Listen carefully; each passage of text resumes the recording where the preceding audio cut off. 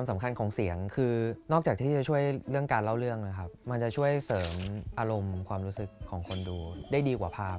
โฟลี่ที่ดีคือโฟลี่ที่คนดูฟังไม่ออกว่าเกิดจากการทำขึ้นมาใหม่เราต้องรู้ว่า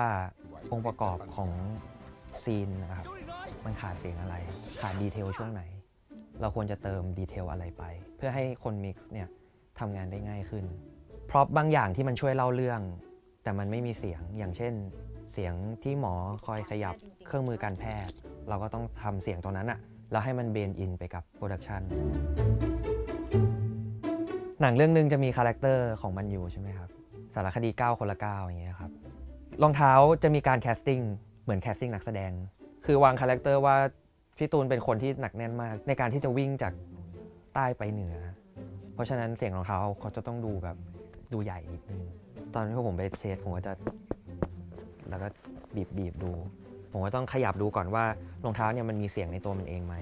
พอแคสรองเท้าเสร็จก็จะต้องมาแคสพื้นต่อเดินพื้นอะไรพื้นไม้พื้นกระเบื้องพื้นเหล็กให้มันดูมีความแตกต่างของสถานที่ต่อมาเราก็ต้องเพอร์ฟอร์มหมายถึงว่าเราต้อง acting ให้มันเข้ากับคาแรคเตอร์วิ่งแล้วค่อยๆหยุดกับวิ่งแล้วหยุดทันทีก็ต่างกันช่วงเริ่มวิ่งกับช่วงที่วิ่งมานานมากๆแล้วเพอร์ฟอร์แมนซ์ไม่เหมือนกัน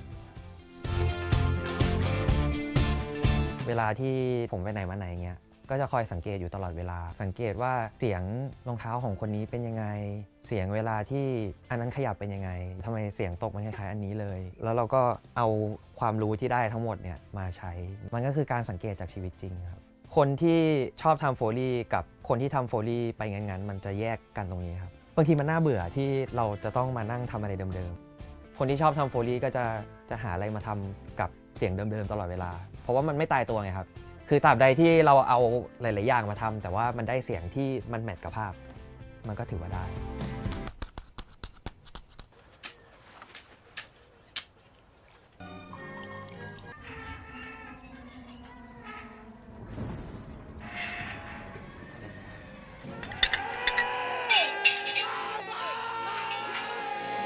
เขาถึงเรียกว่ามันคือ Foley Artist เพราะว่ามันต้องใช้ความ Artist